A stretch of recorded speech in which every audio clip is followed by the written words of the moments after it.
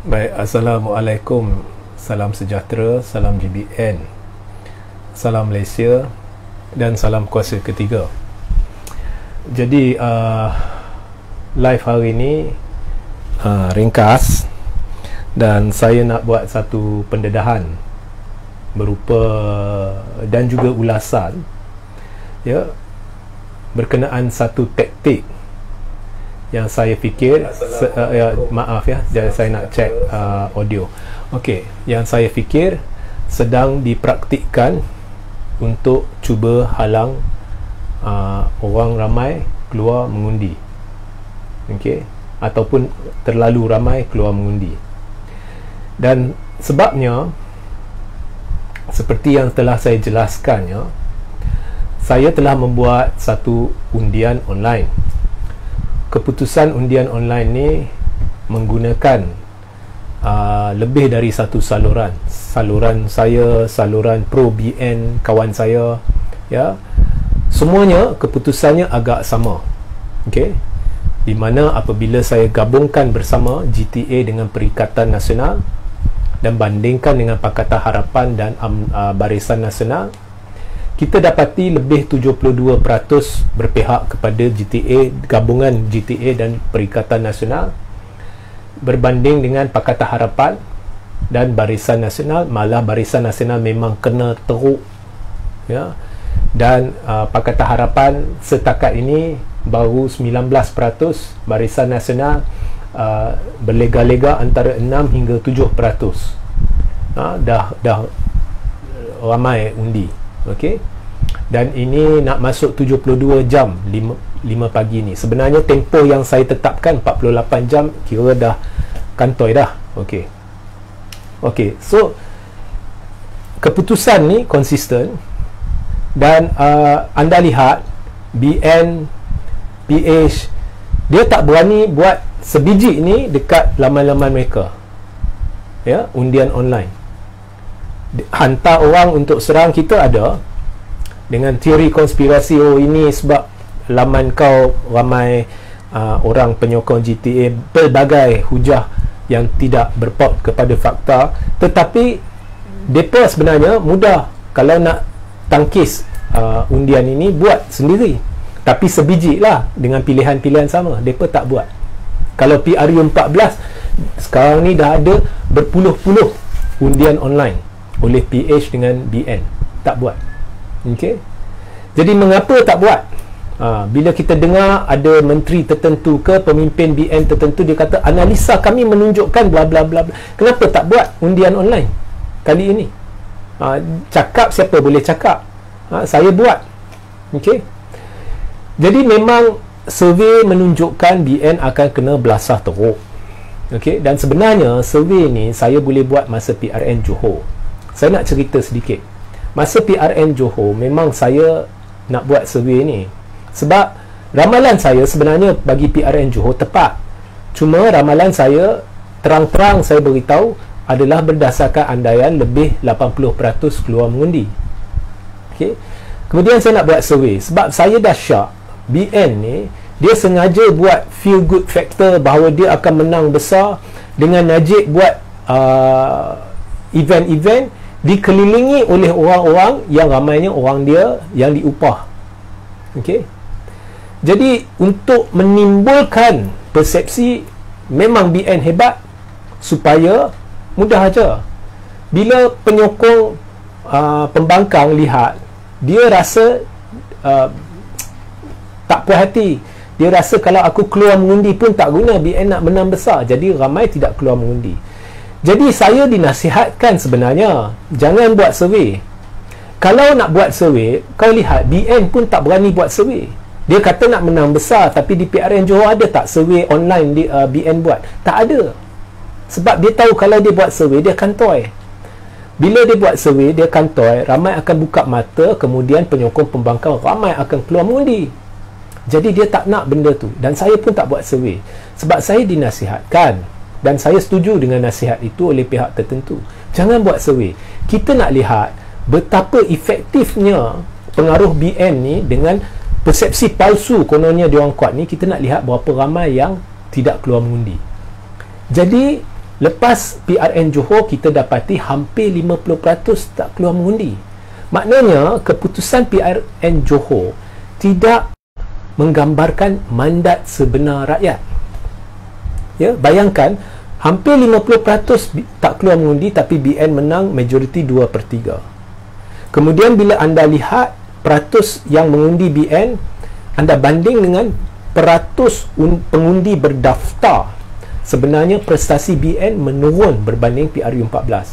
Tetapi dalam menurun, maknanya barisan sekarang lebih teruk berbanding PRU14, tetapi dia menang dengan lebih selesa sebab strategi psikologi untuk menyebabkan orang-orang penyokong pakatan pembangkang ni rasa malah, BN nak menang besar, jadi kita tak keluar mengundi. Jadi bermain permainan persepsi.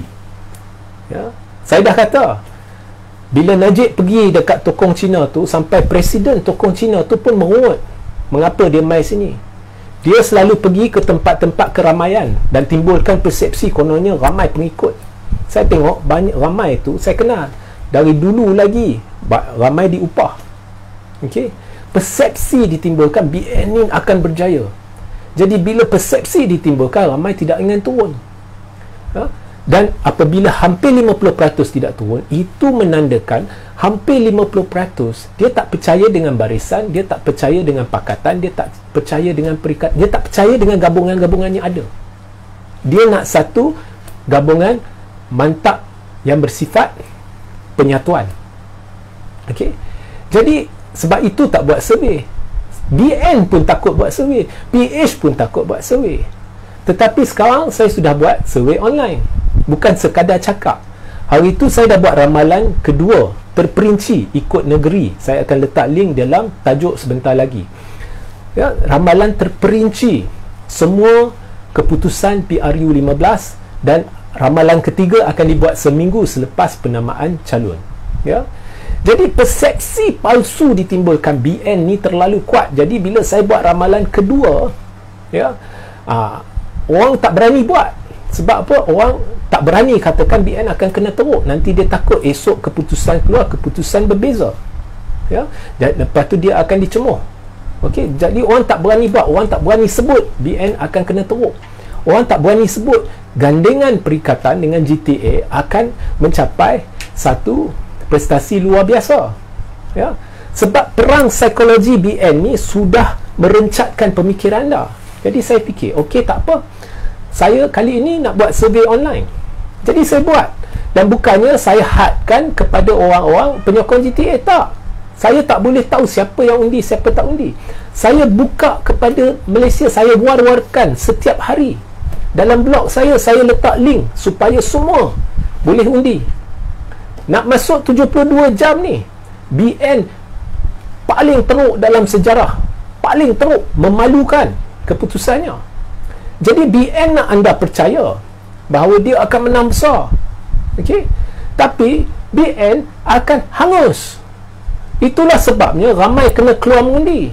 Sebab itu BN nak anda buat kurang yakin, ya, supaya tak keluar mengundi. Itu yang berlaku di Johor dengan jayanya. Okey, jadi di Johor kami dah lihat hampir 50% ni dia sebenarnya tak nak keluar sebab propaganda palsu BN.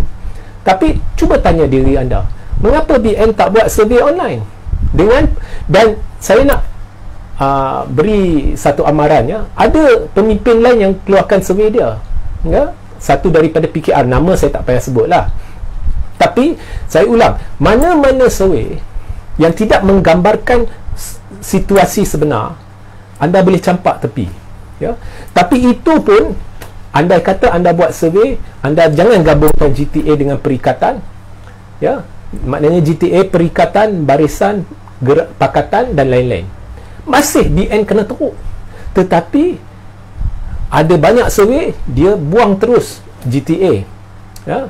Dia dah buat keputusan sendiri, dia tak mau tahu apa yang rakyat fikir. Jadi dia buang terus. Itu survey sedemikian anda boleh buang terus kerana ianya cacat. Dan jika anda nak bandingkan dengan survey saya, anda wajib menggunakan pilihan sama. Jadi GTA dengan perikatan gabung, kemudian barisan, kemudian pakatan dan lain-lain, baru anda akan lihat ya apa yang saya maksudkan. Tapi apa pun, semua survey nampak jelas BN kantoi, tapi BN tak berani buat survey dia. Jadi inilah caranya, perang psikologi inilah caranya untuk cegah anda keluar mengundi. Dengan perang psikologi ini di dalam media sosial, dengan menggunakan ratusan laskar cyber yang memiliki berpuluh-puluh akaun Facebook palsu setiap seorang, rakyat sudah diintimidasi. Dia rasa intimidasi, dia nak sebut pun BN akan kantoi, dia tak berani ya. So ramai kena keluar mengundi. Jangan lupa, ramalan ini nombor 1 berdasarkan andaian ya. Ramalan saya adalah berdasarkan andaian lebih 72% keluar mengundi. Jika kurang, memang benda tu akan lari ya. Sama juga dengan Johor. Kedua, ini adalah survey online. Jika GTA dengan perikatan dapat undi terbanyak yang luar biasa, itu bukan bermakna ada orang kata, oh dia ni penyokong GTA. Ini bukan saya yang undi, ini awak yang undi. Saya cuma melaporkan. Saya dah kata, bagi pilihan raya ni saya tidak akan memihak kepada sesiapa, sebab kempen saya adalah pembangkang lawan Zahid dan kleptokrat. Jadi siapa menang saya tak kisah, asalkan bukannya Zahid atau kleptokrat. Siapa yang bentuk kerajaan saya akan terima. Cuma secara peribadi memanglah saya rasa Tun perlu kembali, tetapi itu peribadi saya. Asalkan bukan Zahid dengan kleptokrat, saya akan terima. Okey. So keputusan ni bukannya keputusan saya, ini adalah keputusan suara rakyat. Okey. So jangan terpedaya dengan propaganda palsu Barisan Nasional yang sekadar bercakap tetapi tidak ada data. So itu sahaja mesej saya. Sehingga kita berjumpa di lain masa. Assalamualaikum, salam sejahtera, salam GBN, salam Malaysia dan salam kuasa ketiga.